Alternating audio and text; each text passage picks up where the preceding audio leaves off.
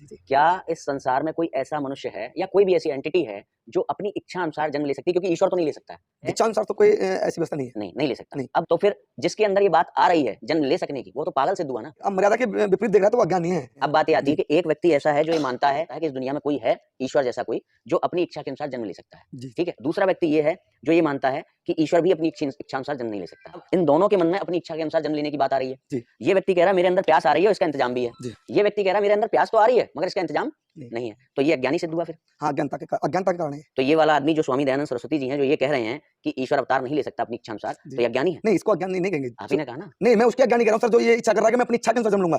तो श्री कृष्ण भगवान भी अज्ञानी है। पर सत्यार्थ प्रकाश के अनुसार तो अज्ञानी सिद्ध हो रहे हैं, मेरे अनुसार नहीं। चलिए, जो यदा यदा धर्मस्य वाला है, जिसमें भगवान कह रहे हैं कि जब जब पाप बढ़ेगा और मैं अवतरित होऊंगा, तो इसके लिए स्वामी दयानंद सरस्वती जी ने कहा है कि हो सकता है श्री कृष्ण भगवान ऐसा ऐसा चाहते हो कि वो अपनी इच्छा अनुसार जन्म ले लें, तो वहां पर अकॉर्डिंग टू आर्य समाज वो अज्ञानी है। यहाँ पर सत्यार्थ प्रकाश के अनुसार तो अज्ञानी। ओम शांति शांति शांति ओम। मित्रों, जो ये वीडियो अभी आपने सुना, इसमें ये शिवांग जी एक ऐसे कम पढ़े लिखे और जो वाक्पटु न हो, शास्त्रों का ज्ञाता न हो, ऐसे आर्य समाजी को पकड़ करके वार्तालाप करके और अपनी बात को मनवाते हैं और आर्य समाज की खिल्ली उड़ाता है ये व्यक्ति। मैंने तुम्हारा ईश्वर अवतार लेने से डरता है, इनका उत्तर दिया है इसमें। सर्वशक्तिमान ईश्वर सर्वशक्तिमान है कि नहीं और अवतार लेता है कि नहीं, इन दोनों प्रश्नों का मुंहतोड़ उत्तर दिया है। और मैं चैलेंज के साथ कहता हूं कि चाहे शिवांग जी हो, चाहे कोई भी हो, जो भी कोई सनातनी हो जो ईश्वर का अवतार मानता है और ईश्वर को सर्वशक्तिमान इस रूप में मानता है कि वह जो चाहे सो करे, उसको मेरा चैलेंज है कि इसका उत्तर दे दे। कोई भी दे नहीं सकता।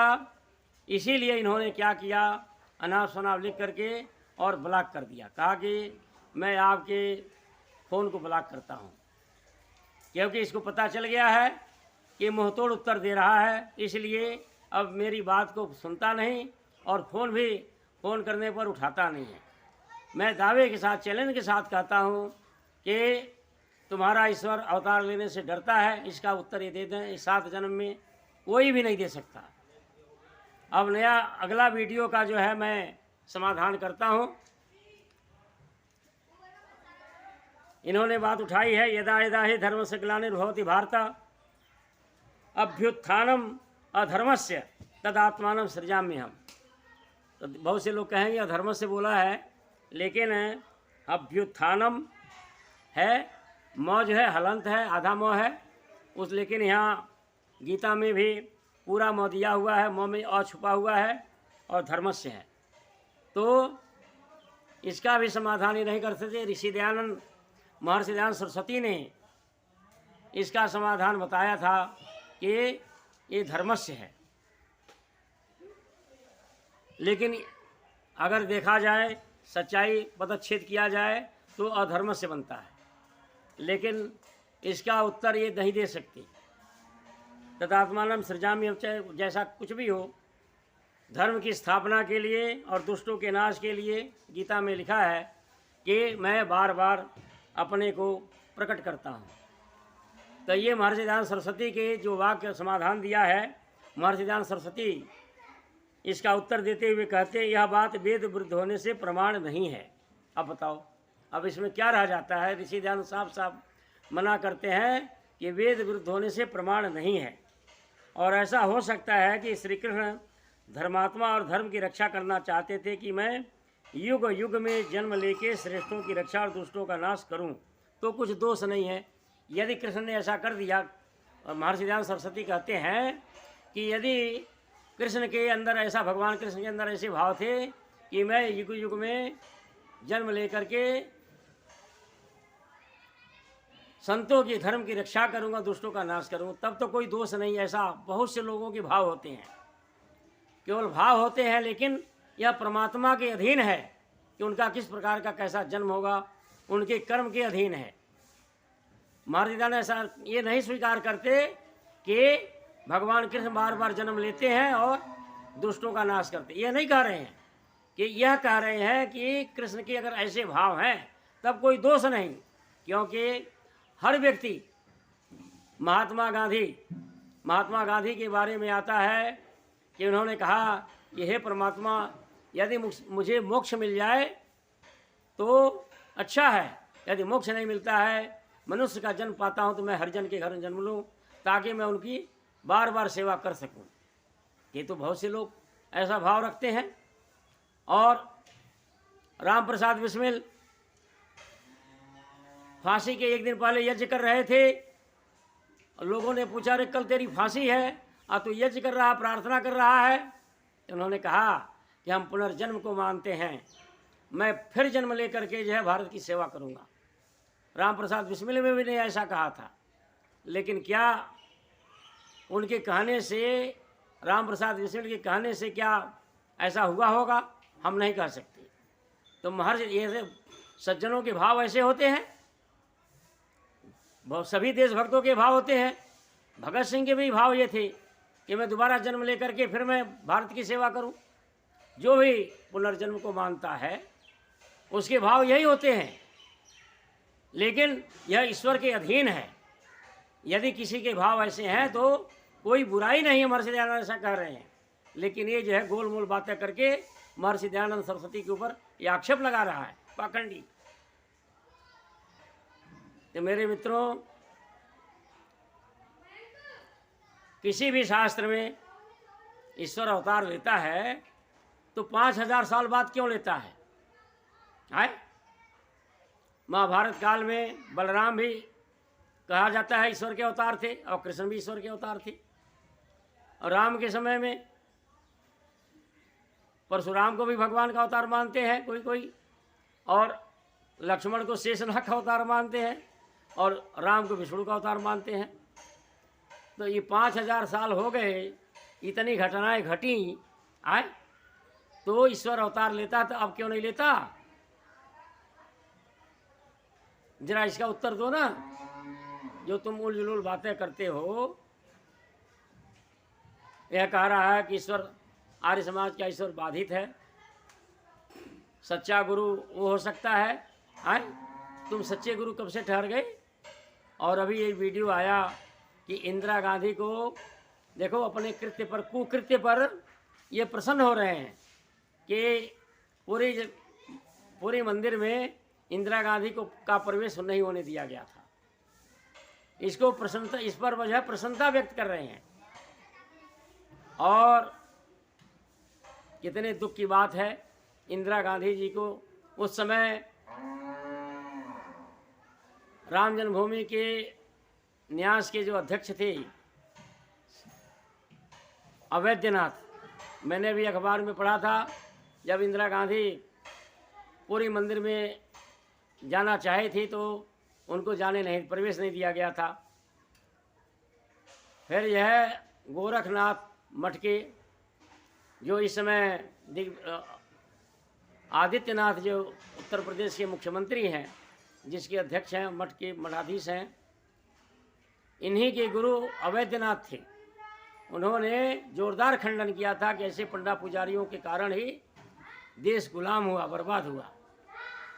जब तुम्हारे महंत ही ऐसे कह रहे हैं, और गोरखनाथ मठ के महंत जितने भी हुए हैं, दिग्विजयनाथ, अवैधनाथ और आदित्यनाथ, यह तीनों महंत जो है सत्यार प्रकाश को अपने पास रखते हैं। और कोई भी अवसर आता है, किसी की रुचि, किसी मुस्लिम की, ईसाई की या अन्य किसी की भी हिंदू धर्म में थोड़ी सी भी रुचि होती है तो सत्यार प्रकाश भेंट करते हैं कि सत्यार प्रकाश पढ़ो। वे जानते हैं कि सत्यार प्रकाश पढ़ लेगा तो निश्चित रूप से हिंदू धर्म को स्वीकार कर लेगा। और आर्य समाज ने न मालूम, तुमने तो आज संघ जो है घर वापसी करता है, कुछ ऐसे नासमझ लोगों, कम पढ़े लिखे, गरीब, दलित, जो भूख से पीड़ित हो, ऐसे लोगों का जो है घर वापसी कर लेता है। लेकिन आर्य समाज ने तो बड़े बड़े मौलानाओं को, बड़े बड़े धर्माचार्यों को, पादरियों को जो है आर्य समाज में दीक्षित किया है, हिंदू धर्म में दीक्षित किया। ये सत्यार प्रकाश की महिमा है। और ये अपने पर गर्व करते हैं कि इसी पुरी में जो है भारत के पूर्व राष्ट्रपति महामहिम रामनाथ कोविंद जी को भी नहीं जाने दिया गया था, और अभी वर्तमान भारत की राष्ट्रपति महामहिम श्रीमती मुर्मू जी को भी इन्होंने प्रवेश नहीं होने दिया। यह गर्व की बात नहीं, कलंक की बात है। तुम लोगों के जैसे कोई कारण से आज हिंदू अल्पसंख्यक होते जा रहे हैं। और देखो अभी पिछले साल ही दिल्ली में बौद्ध सम्मेलन हुआ, 10,000 हिंदुओं ने हिंदू धर्म छोड़ करके बौद्ध धर्म की दीक्षा ली, और 22 प्रतिज्ञाएं, वो 22 प्रतिज्ञाएं तुम पढ़ना। नासमझ आदमी आर्य समाजियों से लड़ता है जो इस समय हिंदू धर्म का मटियामेट कर रहे हैं, महापुरुषों को गालियां दे रहे हैं, रामकृष्ण की निंदा कर रहे हैं, और न मालूम कैसे कैसे आरोप लगाते हैं। उनके ऊपर चर्चा नहीं करता बावला। ये आर्य समाज को ही शत्रु दिख रहा है। ऐसे अब नई पीढ़ी दलितों में तैयार हो रही है कि लोगों के घरों में जा कर के कहते हैं कि ये रामकृष्ण की मूर्ति हटाओ या फ़ोटो हटाओ और गौतम बुद्ध और अम्बेडकर की फ़ोटो टांगो। अब ये हो रहा है, और भारत में, पूरे भारत में इक्का दुक्का कोई मिल जाए तो मिल जाए, नहीं तो जितने भी पढ़े लिखे दलित हैं, वकील है, इंजीनियर है, डॉक्टर है, प्रोफेसर है, जो अच्छे अच्छे पदों पर उच्च शिक्षा प्राप्त किए हुए हैं, सब के सब हिंदू धर्म की बुराई करते। क्यों? इस पर चर्चा नहीं करते, या इनको चिंता नहीं है। और इनके चैनल कितने बने हुए हैं? एक अर्जक संघ है, साइंस जर्नी है, और ढोल की पोल है, एक निष्पक्ष आवाज़ है, जागो पंच नाम से एक चैनल है, और एक वामन मिश्राम है, एक सतीश बौद्ध है, और तमाम महिलाएं दिन रात खटिया खड़ी करती हैं, सारे महापुरुषों की ऐसी बुराई करती हैं। और सब जो है जितने भी दलित हैं हिंदू धर्म के प्रति विमुख हो रहे हैं, नफरत कर रहे हैं। इनसे थोड़ी सी भी चर्चा करो तो बुराइयां शुरू कर देती हैं। कहीं पर भी कोई दलित हवन के लिए बुला दे तो पड़ोसी दलित जो है आकर के जो है लड़ाई करते हैं। अभी हम एक पढ़े लिखे दलित के घर हवन कराने गए, हवन तो करा लिया, लेकिन उसके 4-5 पड़ोसी आकर के टीका टिप्पणी शुरू कर दी। ब्राह्मण तो वैसे होते हैं, रामकृष्ण तो वैसे थे, हिंदू धर्म तो वैसा है, हिंदू धर्म सबसे घटिया धर्म है, हिंदू धर्म में पक्षपात है, अन्याय है, शोषण, ये बातें करते हैं। अब सुन लो तुम, सोशल मीडिया पर सुन लो तुम, इसकी चर्चा नहीं करते, इसका समाधान नहीं करते कि आज जो है, और इसका समाधान तुम्हारे पास है भी नहीं, 7 जन्म में नहीं। तुम जब तक ऋषि दयानंद की बात को नहीं स्वीकार करोगे तब तक जो है हिंदू धर्म को नहीं बचाया जा सकता। तुम नया संविधान बना लो, तुम कुछ भी कर लो, तुम एक हो जाओ, फिर भी देख लेना धीरे धीरे धीरे जिस प्रकार से नाव में छेद हो गया हो और नाव में पानी भर रहा हो नीचे से, और तुम थाली लेकर के पानी फेंकते रहो, कितना फेंकोगे, कितना पानी फेंकोगे जब तक नीचे से छेद है। उसी प्रकार से आज हिंदू धर्म में हो गया है। हिंदू धर्म में क्या है, तुम तो जो है भारत सरकार भी और बड़े बड़े धर्माचार्य शंकराचार्य सब लोग मिल करके रक्षा की बात करते हैं, लेकिन नीचे से छेद है और पानी भरता जा रहा नाव में। क्या छेद है कि दलित जो है हिंदू धर्म को छोड़ते जा रहे हैं और उनके अंदर हिंदू धर्म के प्रति कितनी घृणा है ज़रा सुन करके देखो। इतना तो ईसाई मुसलमान भी, कोई गैर जो है गैर हिंदू भी इतनी बुराई नहीं करता हिंदू धर्म की जितनी ये कर रहे हैं। इस पर जो है शिवांग को चर्चा नहीं करनी कि कैसे इसका समाधान कैसे निकाला जाए। कि जो भाई हिंदू थे महात्मा गांधी ने बचाया था, पूना पैक्ट को लेकर के महात्मा गांधी ने अपनी जान की बाजी लगा करके एक बार बचा दिया। अब कौन बचाएगा? तुम तो गांधी जी को भी गाली देते हो, हैं? और नहीं तो तुम्हारे अंदर तो ये प्रसन्नता हो कि राहुल गांधी भी अगर ईसाई मुसलमान बन जाए तो तुम प्रसन्न होगे, तुम्हें दुख नहीं होगा। तुम्हें ये इस बात की प्रसन्नता नहीं कि राहुल गांधी अपने को हिंदू कहते हैं, ब्राह्मण कहते हैं। अरे तुम्हें तो अगर देश की चिंता होती, हिंदू धर्म के प्रति चिंता होती तो कहते बड़ी अच्छी बात है कि राहुल गांधी अपने को ब्राह्मण कह रहे हैं और अपने पूर्वजों को ब्राह्मण बता रहे हैं। और नहीं बल्कि जो है गौरवान्वित महसूस करते हैं कि देखो इंदिरा गांधी को हमने मंदिर में नहीं जाने दिया। वाह! अरे ऐसे लोग देशद्रोही नहीं होते तो क्या होते हैं? आए तुम जो है, हम बचपन में एक नाटक देखते थे कि देवासुर संग्राम हो रहा है, एक जोकर आकर के गदा लेकर कहता है जल्दी मरो घर खाली करो, जल्दी मरो घर खाली करो, जल्दी मरो घर खाली करो। यही तुम भी कर रहे हो, तुम भी यही कर रहे हो, जल्दी मरो घर खाली करो। तुम इसी में प्रसन्न हो, इस बात की चिंता नहीं है। इनको चिंता लगी आर्य समाज को नीचा दिखाना। क्यों? क्योंकि आर्य समाज ने, महर्षि दयानंद सरस्वती ने और इन पुराणों का खंडन किया, पोप का खंडन किया, पोप लीला का खंडन किया, झूठ का पर्दाफाश किया। इस कारण से झूठे ब्राह्मणों को, महर्षि दयानंद सरस्वती ने झूठे ब्राह्मणों की बुराई करी है जो ठगते हैं। लेकिन कहा है सच्चे ब्राह्मणों ने हिंदू धर्म को बचाया, प्रशंसा करी है कि सिवाय सच्चे ब्राह्मणों के हिंदू धर्म को कौन बचाता। ऐसा सत्यार्थ प्रकाश के 11वें समोल्लास में देख लो आँख फोड़ करके, ये लिखा हुआ है महर्षि दयानंद सरस्वती ने। तो बस सिर्फ इसी बात को लेकर कि काशी में 25 इनके, बात तो ये है इनका जो है इज्जत लूट लिया दयानंद ने।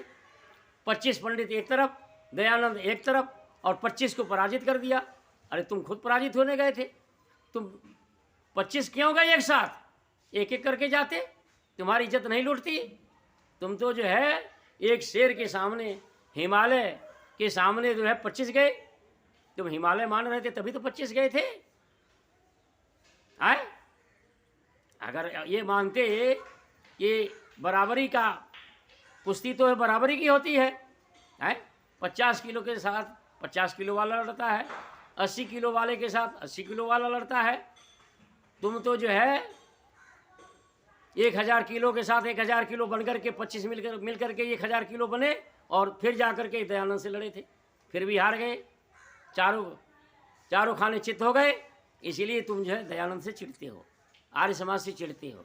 लेकिन आज वो समय नहीं है। आज समय है कि सभी हिंदू संप्रदाय के जितने भी, हिंदू समाज के जितने भी संप्रदाय हैं, सभी मिलजुल करके इस बात पर चर्चा करें कि दलित भाई जो हिंदू धर्म को किस प्रकार से इनके अंदर विश्वास पैदा किया जाए। आज सबसे बड़ी बात, सबसे बड़ी समस्या ये है कि दलितों के अंदर हिंदू धर्म के प्रति विश्वास को जागृत कैसे किया जाए, इस पर चर्चा नहीं करते। इस पर मिल बैठ करके बात करनी चाहिए। हम तो आओ हम तुम्हें आह्वान करते हैं, तुम्हारा आह्वान चैनल है, हम तुम्हें आह्वान करते हैं कि आओ इस पर जो है देश की सबसे बड़ी समस्या कि हिंदू समाज का बहुत बड़ा वर्ग जो है हिंदू धर्म को छोड़ रहा है, इस पर हम आओ बैठ करके चर्चा करें। और जब इस पर चर्चा करोगे तो बिना दयानंद के रास्ता अपनाए तुम नहीं बचा सकते। लाख कोशिश कर लेना, तोप लेकर के खड़े हो जाना, सब कुछ कर लो, लेकिन कुछ नहीं कर सकती। अब देख लो आज जो है तुम्हारा शासन है 10-12 साल से तुम्हारा शासन है, और दलित जो बहुत तेजी से हिंदू धर्म छोड़ते जा रहे हैं। उल्टा हो रहा है कि नहीं हो रहा है? आज उल्टा हो रहा है कि नहीं हो रहा है? तुम कुछ नहीं कर सकते। आज अगर देश को बचाना है, हिंदू जाति को बचाना है, तो दयानंद की शरण में आना ही होगा। इतियो।